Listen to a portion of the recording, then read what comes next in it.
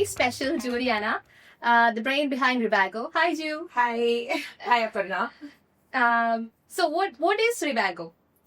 Okay, so if I have to say in one sentence, Ribago aims to be India's first, biggest, trusted re-commerce platform. I don't know if the word re-commerce is familiar to you, but what we're trying to do is we're trying to build a seller aggregator platform for anything pre-owned and pre-loved to promote the culture of reusability. So yeah, that's basically Ribago is about. Okay, so where did you get this spark to begin this journey?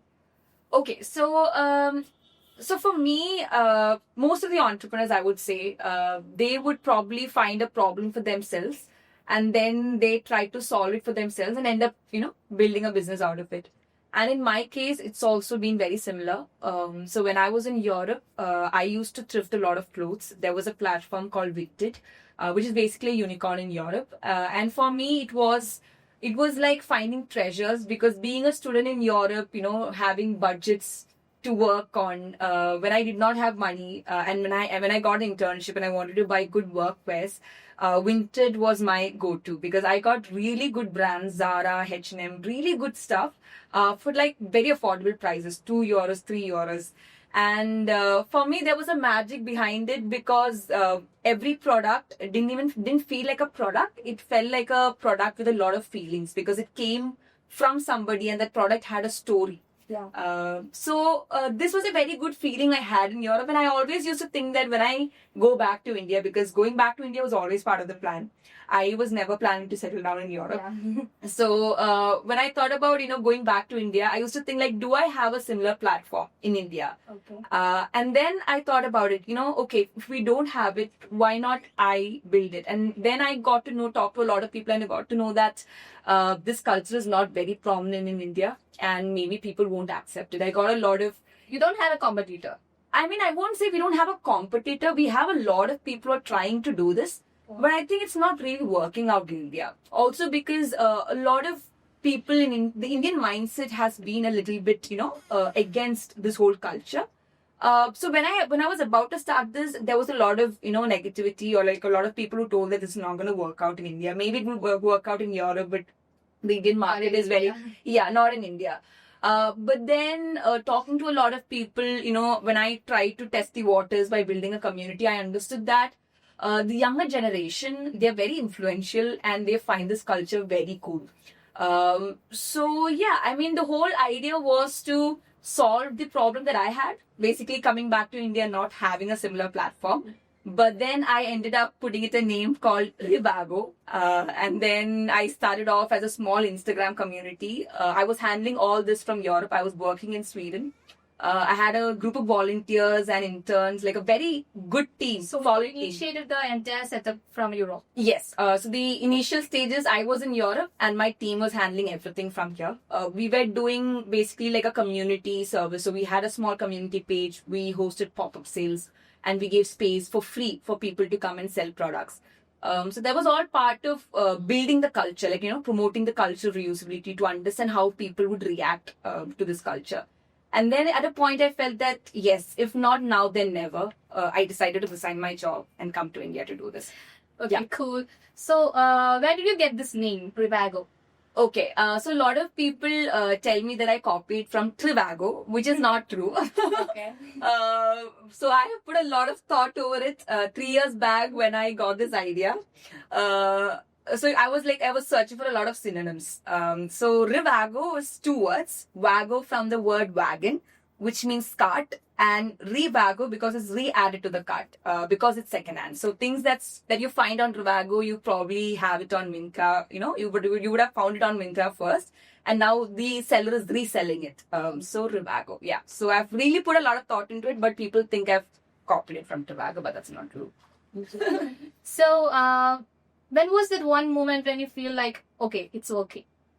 Yes. So as I said, so we started off. A lot of people told it's not going to work out, and then I thought, okay, if let's see, let's not just conclude by listening to people, which is why I started off as a community page. And when I started off as a community page, we started getting so many DMs of people asking, hey, which is the thrift seller I can trust for kurtis? Which is a thrift seller I can trust for jeans? And then there were a lot of people who messaged us saying that, hey, I've got a lot of saris to sell. Can you suggest me a place where I can sell these?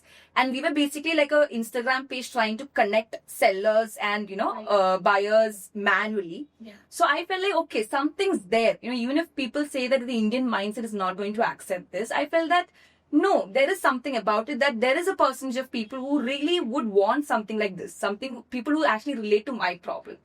And then we started off with pop-up sales.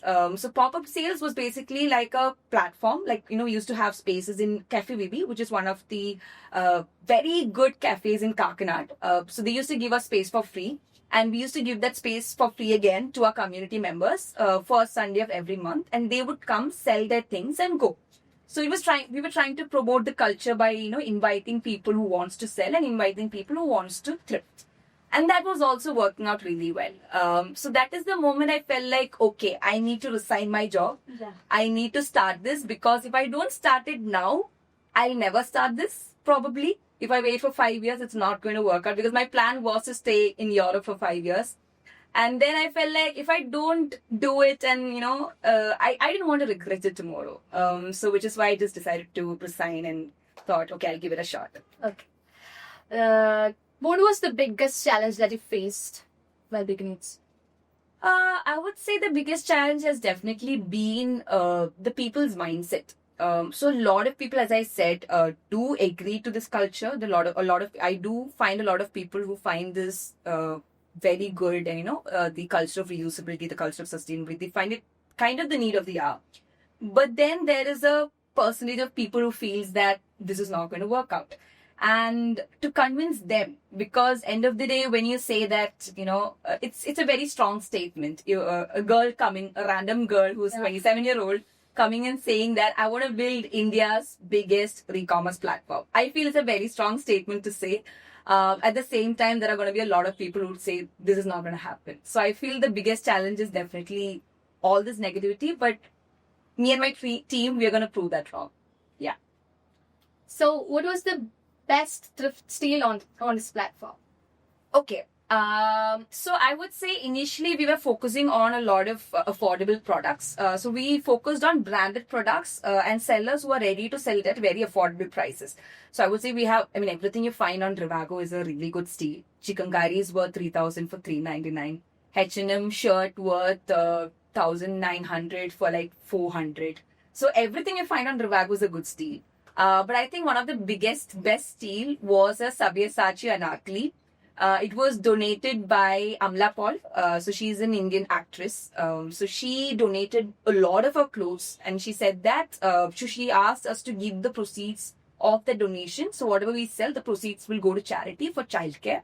So she donated a very beautiful golden Anarkali, which is basically Sabyasachi's, and it's worth lakhs. But then we put it on our platform for 10,000 rupees. And actually a customer of ours, I think she's a bride, or probably she's wearing it for a wedding. So she's really got lucky with it, because she got a Sabyasachi Anarkali worth lakhs for thousands. So I think that's one of the best deals. Okay. So you sell branded clothes at affordable rates. Yeah. So how did you keep it classy? Okay, so we are not the sellers exactly. So we are a platform where people can resell and thrift. So people who can buy pre-owned stuff, pre-loved stuff, and which is branded. And since it's pre-owned and pre-loved, it will be affordable as well.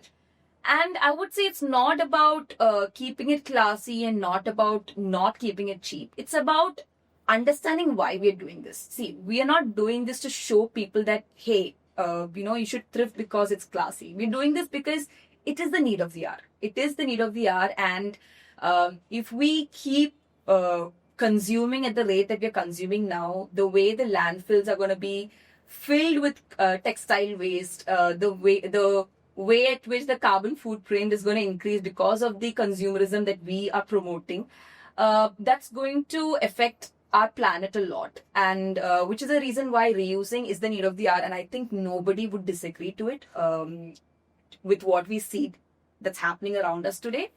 And it's about understanding that there's no problem in buying something that's pre-loved or pre-owned. In fact, there is a magic to it. That product has got a life. That product has got a story behind it. The product you bought is not from a store. It's from somebody else. It could be a jeans that somebody loved. It could be a top that a very loved one gifted them. So it's got a lot of memories, a lot of stories to say, and it's a very beautiful and cool concept. And I think the younger generation understands it really well. When they say that, I've spoken to a lot of people. I've taken public reactions of a lot of people because end of the day, I feel like, getting into the customers out there and talking to them, you understand the problem much better. And I've seen that the younger generation finds it really cool to thrift. Like if they say that they've bought something and if that's thrifted, they find it as like a pride. Like they're very proud to say that. Instead, if they say it's from West Side or, it's from the store, showcasing that they're very consumerist, it's not very proud for them to say so. So I think, it's not about keeping it classy or not keeping it cheap. It's about understanding that it's the need. And that's pretty much it. Okay, what's the one piece of advice that you want to give someone want to start the business in? Okay, so I would say, I always wanted to start something on my own. Back in my college days, I was never this person. I did engineering, and my idea was to become engineer. My dad wanted to be a scientist, and my idea was also the same, to be a scientist to solve problems. But when I was doing my engineering, I kind of understood that engineering is not my cup of tea. And that's when I started a small business, a t-shirt business. And I basically started it because I wanted to earn some pocket money. I wanted to buy biryani every day. Small problems, small kids, small problems. But during that journey, I kind of realized that it gives me a lot of joy building something from scratch. So even after BTech, when I moved abroad for my MSc, the idea was always to come back to India and start something on my own. And for people who want to start something on their own, I would say grab every opportunities, because I was someone who had a lot of stage fear. I was someone who used to shiver a lot when I go in front of a crowd to talk. And if I'm sitting here in front of you and talking like this without much problem, like, sitting like this, that's only because I've grabbed a lot of small opportunities that I've got, be it reading Bible in church. So the priest basically forced me to do that when I was in 8th standard. I had immense stage fear. I shivered and messed it up the first or second time. But then that kind of helped me to take my first steps. So if somebody wants to start something on their own, grab every opportunities and start it. Yeah, start it. End of the day, when I resigned my job and came back to India, I had no roadmap. I had no idea what I'm going to do next. I knew that I wanted to do this, but I didn't know how. I came here and figured it out. So if you give it a start, you will definitely figure things out. Yeah. And my advice is to grab opportunities and start it off right away. Okay, do you have any messages to your followers? If you guys want to do something, it's not about what others think, which remains the same. If you want to thrift something, it's not what others think. If others would think, oh, this is second hand or this is like cheap. So what would others think if I thrift? Would I be considered as a low person? It's about what you want to do. It's about if you want to reuse something and give it back to the planet, go for it. If you want to start a business that people think is not going to work out, go for it. Try it. Try things you really want to try and do things you really want to do. So yeah, that's basically my message in my part of this. Okay, do what you really want to do. Yes. Thank you so much, dude. Thank you so much.